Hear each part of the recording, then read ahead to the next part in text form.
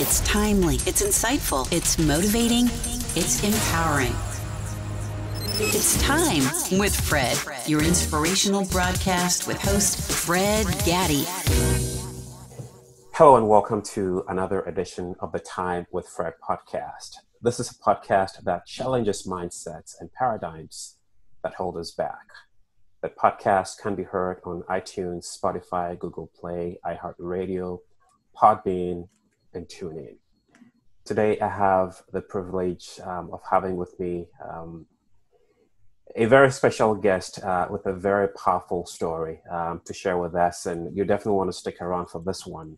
The topic we're going to be discussing is resilience and positivity through adversity.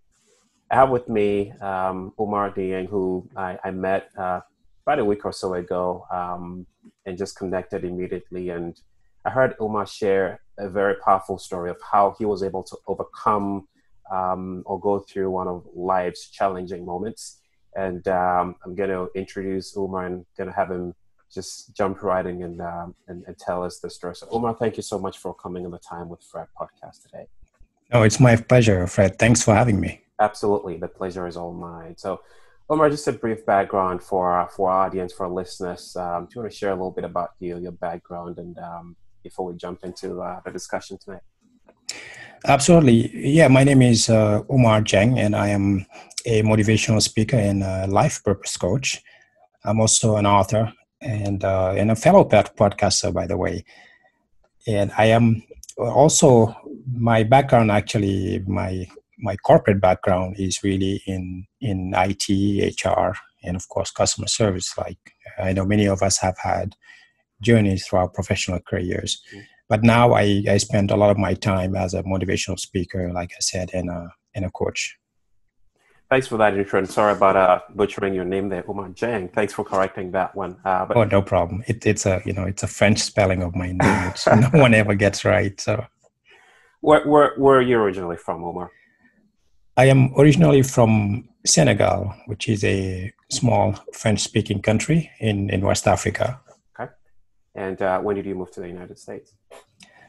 I've been here since it's been about 24 years, I want to say. So I've been here for quite a while now. I am basically a naturalized American. Yeah. So yeah. Good. And Oumar, it's interesting as you were sharing your bio about all the things that you do. There is always that journey, right? Oftentimes, when we see people or when we hear people talk, it's where we usually hang up on who they are now, what they're doing now, right? But very rarely do we get the privilege of kind of following them through, hear them talk about their journey that brought them to where they are now. But you have a very powerful story. Who you are now and what you do has been shaped largely, right, by your experiences through life. And you shared a very powerful story about how your family, I guess, came under an attack many years ago. Can you share a little bit about that and exactly what happened with this particular experience that you went through? Yeah, absolutely. I absolutely believe that we are who we are today because of experiences that we've had, and most of those experiences tend to be generally hardships and challenges that we went through. When I was a teenager, my family was attacked by a mob.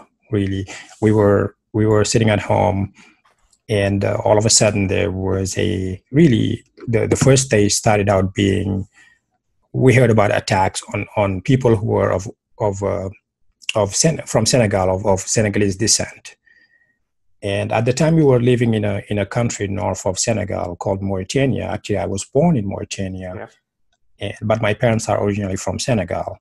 So the only country I knew up to that point was really Mauritania and Senegal, when I went to Senegal on vacation occasionally. And what happened is there was a disagreement between two people at the border. So it was a herder and a shepherd, really, that they were Senegalese and Mauritanian at the border, so further south of us. And that turned into it was a minor disagreement really that turned into a fight. And within about a matter of days, people started killing each other, or actually on both sides. Wow. And the news really got around the country. And I lived in the capital of Mauritania, which was Nouakchott, and that's where my family lived. And all of a sudden, the situation went from just minor riots on the streets to actually killings. So my family, all of a sudden, we found ourselves, because we were of Senegalese descent, having to actually hide in our homes because our neighbors' homes were being looted and attacked and burned down. I was literally watching people running down the street with TVs and armoires on their heads. And at some point, we knew it was coming. So we actually helped hide some of our Senegalese neighbors in our house because they were going to get killed. And what happened next was that some of the people in the mob lived in the neighborhood, so they knew that occasionally they would see Senegalese people coming and go from our homes. So they actually a mob armed with machetes and makeshift weapons came to our door, and they literally knocked on the door trying to tear it down. Wow. And it would have been horrible because in the home, like I said, we had people that were hiding, our neighbors. Had they made it past the door, they would have killed all of us and the neighbors that we were hiding. But by the grace of God, I was dressed. I just came from school at the time. I was dressed with the national attire, which is, it's really a very, very, we call it a grand boubou, and a turban. So I looked like the locals, and I spoke the language very well. So my sister and I walked to the door, and we talked them down. We said, no, we were born and raised here, which was true. There are no Senegalese here. We are completely on your side. And we just said what they wanted us to say, what they wanted to hear, so they would walk away. Wow. And that's how we averted them really knocking down the door and walking in and literally slaughtering us. That was a very bold move for you to go to the door, right? I mean, did you expect that you were going to be able to talk them down with your sister at all? No, it was a Hail Mary, for lack of a better term. We had a choice when that happened. When they knocked on the door, we all looked at each other and we were scared. And well, my mom couldn't go to the door. My sisters couldn't go to the door because my sisters were not that, my older sisters rather, were not that fluent in the local language. And so my sister and I, my older sister and I walked up, and we just knew that we had to do something. We stood up, walked up to the door, and we started talking. And it's funny because I was looking back at that moment and thinking, a choice. Had I made the wrong choice, had we made the wrong choice, we would have been dead. And that's not, I know this is a story that maybe not a lot of people have had, but sometimes life will present you with choices. Oh yeah, absolutely. And depending on what you do, it could literally change your life forever. And not taking action can actually be a choice. And in our case, it would have been a deadly choice. And so we had to make the only choice possible, which was take the risk and talk them down. And confront the adversity, confront the risk. So Absolutely. Right? Absolutely. And so how easy was it to convince them? Was it just a matter of telling them, we're on your side, we're locals, whatever, and then they walked away, or did that go on for a while? How did that whole conversation happen? It probably went on for a couple of minutes, and it lasted like an eternity at the time, because one of them pushed back and saying, "No, we've seen Senegalese." We insisted, no, and we said, "No, my mom sells items. My mom used to sell milk that she made. This is this is kind of pasteurized milk that she made and sold it." This was after my father died, just about 4 years before that, and basically taking out our sole income in the household. So my mom had to do something to help us survive, and she used to sell knickknacks and oranges and fruit. But anyway, we told them that, well, people come to our house to buy milk all the time, and people of all races and generations come here because of that. And that's how we were able to convince them, because some of them actually came to our house at some point to buy milk from my mom. And that was convincing enough that they actually walked away. Wow. And how old were you again at this time? I was about 16 years old at the time. Wow. Yeah. Wow. And yeah, so that was probably one of the scariest thing that I had to do. And of course, after that happened, we knew that it was only a matter of time before they came back, and nothing in the world would convince them. And at that time, I think it was about a week after that, a couple of days after that, most of the people in the house left, including some of my sisters. And I was in school at the time. I wanted to finish the semester. And I had a friend who lived across town who also wanted to stay back. And we stayed back. But after that, things just went from bad to worse. When I look back, thinking about how I got out of that situation, because at some point my mom and I got separated. When we had to leave the house because we knew they were coming back at some point. And we went to stay with one of my mom's friends who was Mauritanian, but a good friend of hers. And that's how we were able to actually, well, the plan really was we couldn't live in all together because we would attract too much attention. Mm-hmm. So the plan was my siblings would actually go to the Senegalese embassy first, and then from there they could be evacuated and go to Senegal. Well, what happened is that right after they left, the Senegalese embassy and the Mauritanian embassy, the two countries cut ties, diplomatic ties. So our only way of getting out of the country was now gone. Wow. And so we were stuck. That's when we moved out and went to live with a relative of a friend of my mom's. Did you lose any members of your family? Fortunately not, because the large majority of my extended family, lived at the border between Senegal and Mauritania. So they were able to quite easily cross over. And for some who stayed behind, the situation was not too bad in certain countries, certain states around the border, and they managed to stay there, and they were really well immersed in the population as well. But fortunately, we didn't lose any members of my family, but we basically lost everything. I mean, everything we ever worked for, including our homes. We had a house that we owned, we had land, and all that was just gone overnight. Wow. And so how long did this, could this be described as a civil war, a tribal war or something? Yeah, I think it's described as an ethnic clash. Okay. Because the genesis behind all this is that Mauritania is in a spot in Africa, if you look at a map, where they separate. They're really on the Sahara Desert. They separate North Africa and West Africa. Mm-hmm.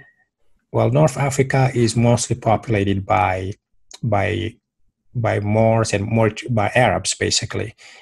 And in Mauritania, in south of Mauritania, so Senegal, West Africa, Ghana, Nigeria, all those countries are Black Africans. Well, Mauritanians have the largest population is they're more, so they're lighter skinned, and they had a president that wanted to align them more with the North, and the only way they saw that they could do that was by really shedding, if you will, any West African identity, so they could be closer to the North Africans. But as a result of that, the country became more and more, under that president, became more and more radicalized in terms of focusing more on getting closer to the North.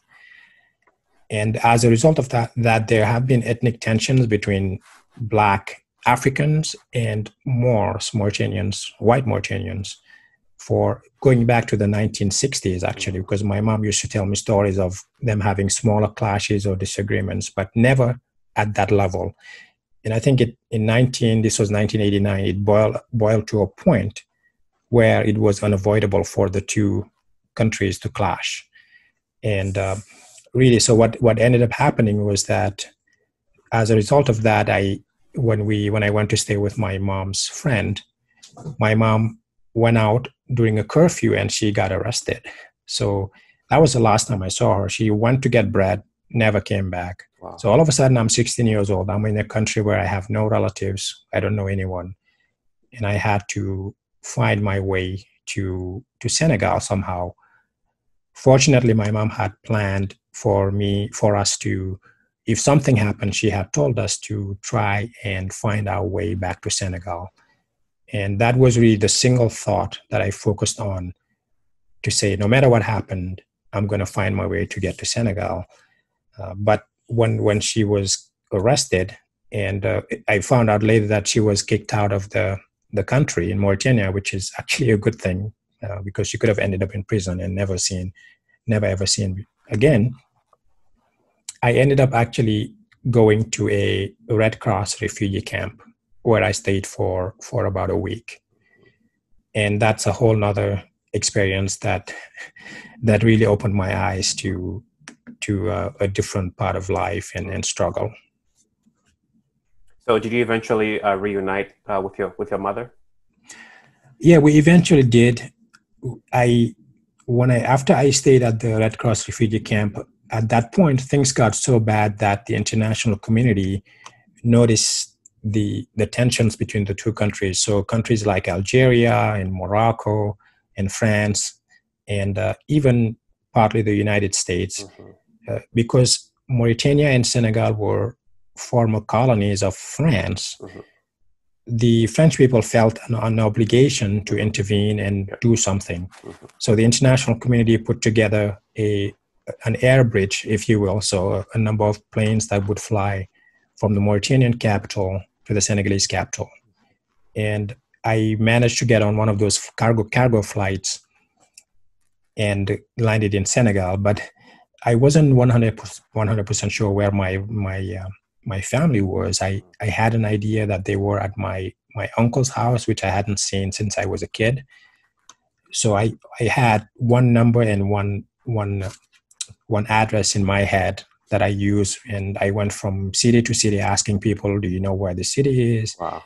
And that's how I literally got into the same town that they were in. And I was asking around, asking about my uncle. Do you know my uncle? His name is blah, blah, blah. And eventually people directed me to the house. And I remember when I walked through the door, one of my cousins opened the door and she looked at me and she was like, can I help you? Because she hadn't seen me either since I was about 6 years old. And I said, well, my name is Oumar Dieng. I am the son of, so-and-so. And then she just hugged me, and then just, people, and I just heard people exploding, crying in the living room that was adjacent to the door. And my mom was there, my uncle was there, all my sisters were there, all my cousins, and apparently they thought I was dead. So they screamed so loud that all the neighbors came out, and it was a very emotional moment. Wow. And so how long did this all take? I mean, from between you leaving Mauritania, finding your way to Senegal, how long of a process was that? It took about a month from the time that I got separated from my mom to actually finding them again in Dakar, because we landed in several cities. Actually, one thing I didn't mention in my story in the group where we met, Freddie, was that I actually stayed in another camp for a day when I landed in Senegal, and I can't even imagine. It opened my eyes to the plight of refugees. These camps are overcrowded. The toilets are overflowing. And imagine, I don't want to make it gross, but really bad conditions that you don't want to be in. And it really opens your eyes. But it took about a month for me to actually reunite with my family. But that month felt like an eternity. Yeah. And this was all because your mom gave you like an escape strategy, right? Because she told you, whatever happens, find your way to Senegal, right? Yeah, absolutely. That was the best plan that you could have ever made. It's very simple. It was, she sat us down after they came to the door that first time and said, these guys are eventually going to come back.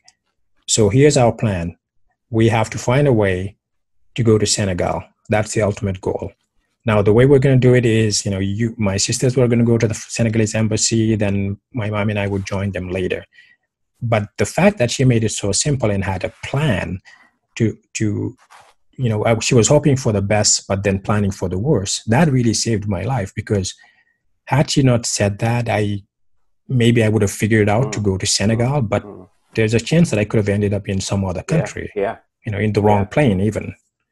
Yeah. It's interesting you say that, and it brings to mind, Oumar, how some of these values that we pass on, right? Whether we're passing on like we're doing now, sharing with our audience, or passing on to family members, friends, whatever. Some of these values are powerful. I was interviewing another gentleman, Hugh Burton, who was jailed in 1991 for a crime that he did not commit. He spent 20 years or so in prison.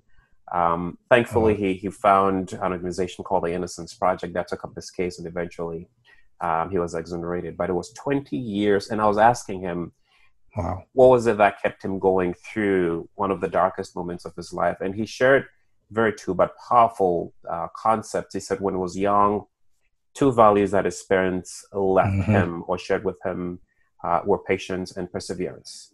And as simple as those lessons were, those were the values or lessons that kept him going through, because somehow he knew that if he was patient and if he persevered, he was going to be exonerated, and in the end, the truth was going to come out. And he talked about how he was, writing, letters upon letters to various organizations over and over again throughout that 20-year time period, Oumar. And eventually, one of the organizations picked it up and took up his case. And last year, actually, he was on parole for 10 years. And last year was so in all, it was about 30 years, being shackled. And you talk about these values, and as simple as it was, Mom said, find your way to Senegal. And how important are these values, right? Whether they're as simple as yours or, the values that we pass on.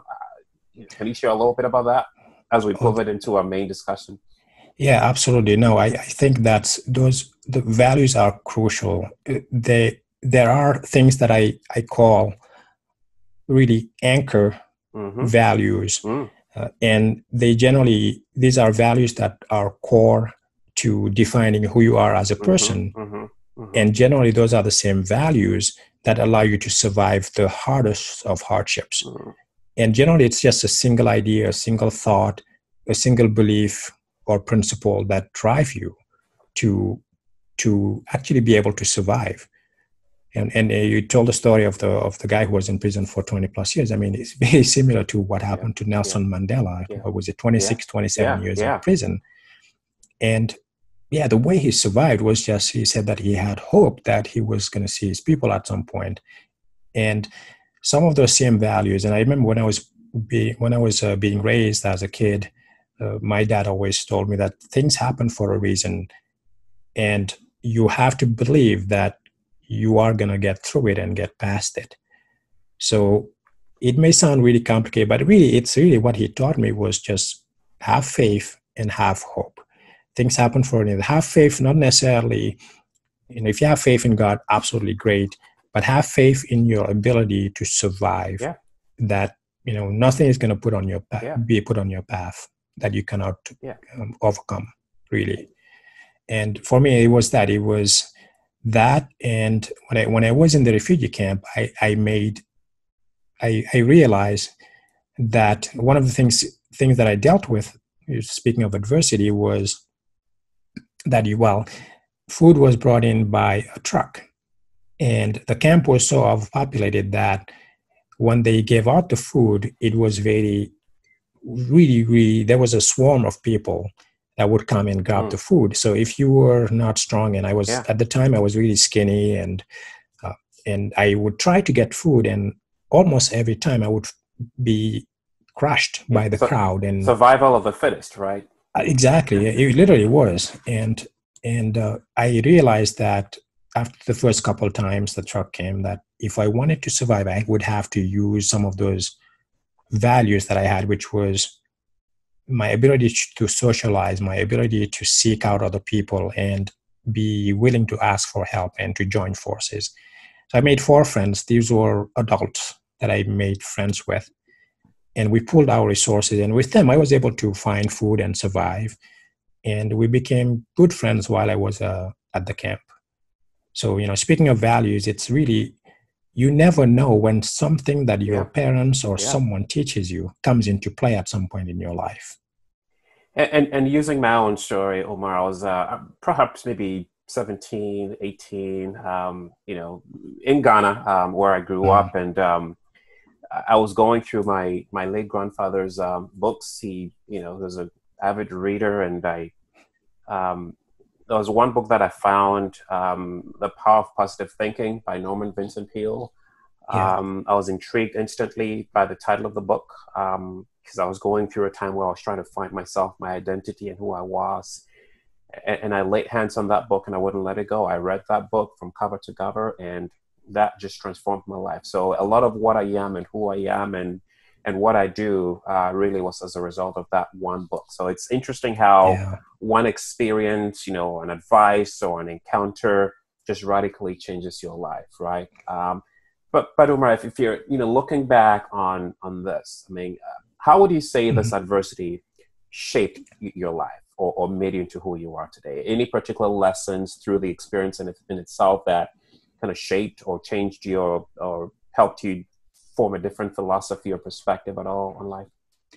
Yeah, absolutely. I think there's several, but one of the ones that's most important for me was really having the ability to have perseverance. So being able to look at a situation and say, if I keep going, I can do this, no matter what it is. And my God, I can't tell you how many times in my life, especially after I came to the United States in the late 1990s, when I first came here, I had to start from scratch, literally. They wouldn't accept my education because it was from a French system. Oh, yeah. And I had to literally start over.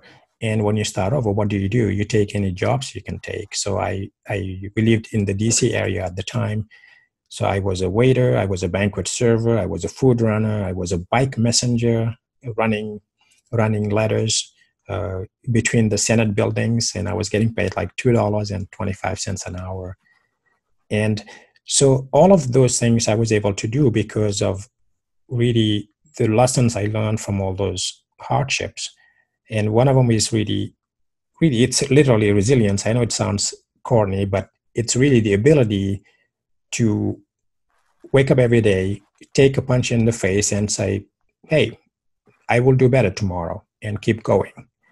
And just believing that something better is going to come out, because every single day you're waking up, putting one foot after the other, and then pushing through. And it also gave me the willingness to aim higher. So it allowed me to be more trustful of myself and be more ambitious, actually, to say, okay, given everything that I've went through, I deserve to be successful if I apply myself. And that trait also came out of that. And of course, patience and even being more compassionate. When I first came here, and after I got married, my wife used to say, stop giving money to the people begging. He's just going to go use it and drink. And I was taught, because I was in that situation, I realized that you have to help others, because at some point in my life, someone helped me. So compassion and resilience and all of those traits that we need in society to be able to survive and move forward. Very powerful lesson here, Oumar. And sometimes we go through life, and the severity of the hardships that we go through, they're not pleasant. I mean, we even think about what we're going through right now in this country, right, in the form of COVID and all that's going on. They're not pleasant situations, right? We loathe them. And there are two ways, I believe, in my opinion, that we can go through. We can accept the fact that this is what the reality is, right? What can I learn from this all? What can I equip myself with to go through? I had a lady on the show a few weeks back who told me, and it was so profound. He said, look, it's like going through the valley of the shadow of death. It's going through it. You don't stop, right? Just because it's an adversity does not mean you park or you pitch your tent there and stop. You go through it. And I think it's spot on with your example there, that we go through this, when you're going through all of that and taking all of it, you had an end goal instead, and though none of those things stopped you, as difficult or as as difficult as they might have been for you. They didn't stop you. I'm sure there were moments when you probably wondered, like the life of most immigrants, like, what in the world am I doing here? Right. But you kept going. And for folks who are going through, maybe listening to this podcast, Oumar, who were maybe going through their own valley of the shadow of death and don't see any end in sight, what would you say? I mean, what would you tell them? What I would say is, when you are in the thick of it, it's going to feel like this is never going to end and there is no solution, and whatever you do, it's never going to get better. And that's so completely wrong. It will get better. You will come out of it. And Fred, your quote is so spot on. It's going through the valley of the shadow of death. It's, I think, Winston Churchill that said, if you're going through hell, don't stop. Keep going. Yeah. Right. And that's so true, because there was a time where in my life where I worked 3 jobs, and at the time we had our firstborn son, and I was really struggling. I would get home and have to go to my other job and then get home at like 5 a.m. or 3 a.m. and have to go back to school the next morning. And I had a single focus, and this is something that my parents taught me, which is, if you want to get somewhere in life, you have to have faith. That's one. But faith is nothing if you don't take action on what you want to see happen in your life. They have to go together. I have faith that I'll be successful, but I have to take action for that to come through. So if you're going through a tough time right now, understand that this is a struggle. It's going to be one of many struggles. Some are small, some are big and gigantic, and they may appear unsurmountable, but you will get through it. Just continue doing what you're doing. Keep pushing. Don't give up.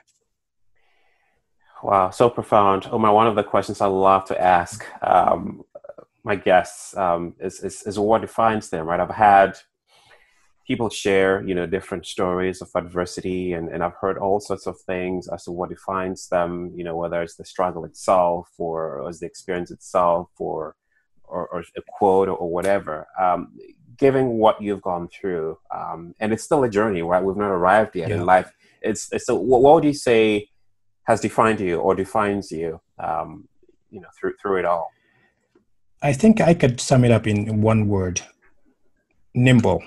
The ability to be nimble. I know, yes, there's a struggle, there's all of that, but if you are not flexible in life, you're going to struggle.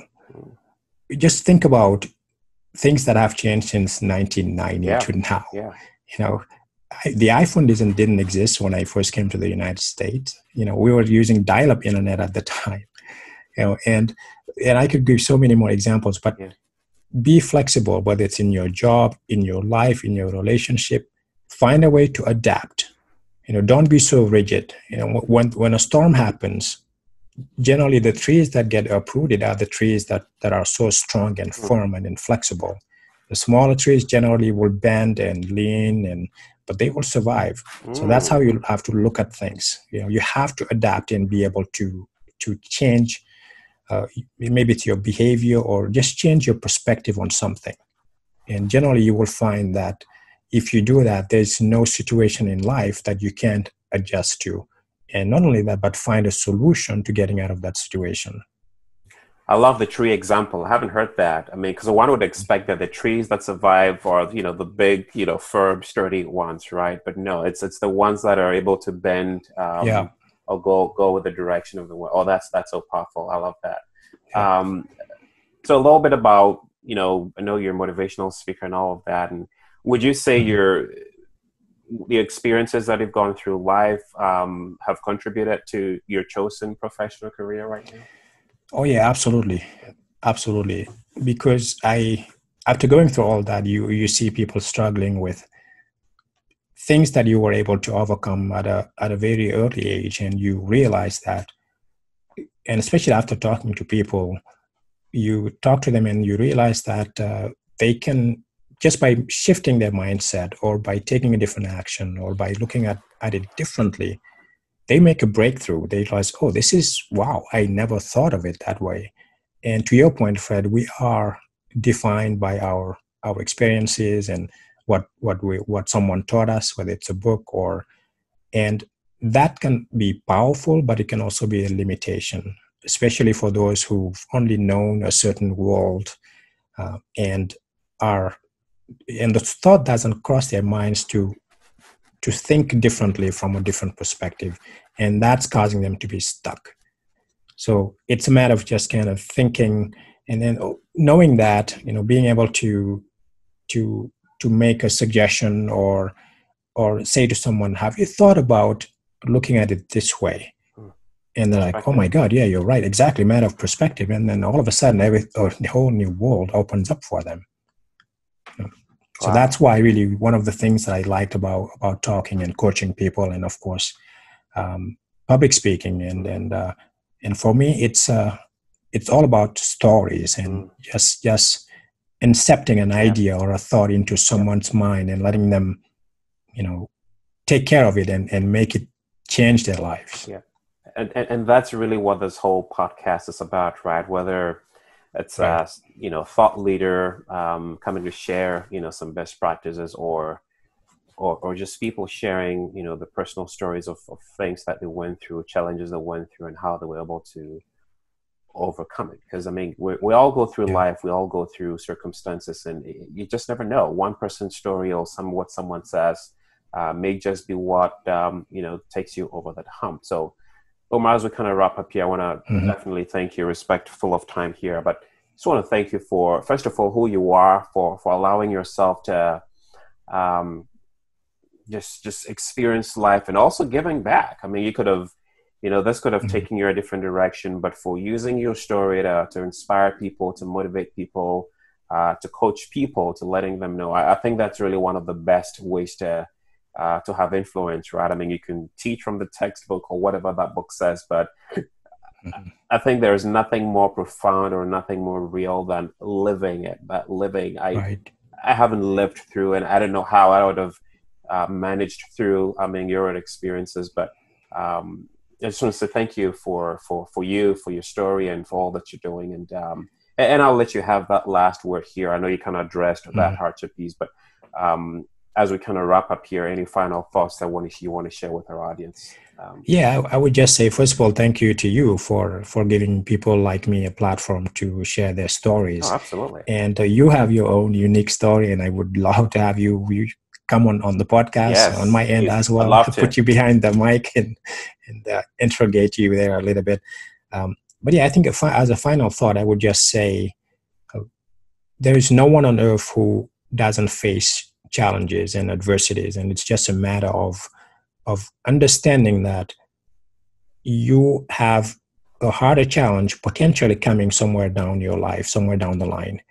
These smaller challenges are really stepping stones, or if you will, trainings to get you ready for that bigger challenge so that you can gracefully tackle that bigger challenge. So just food for thought.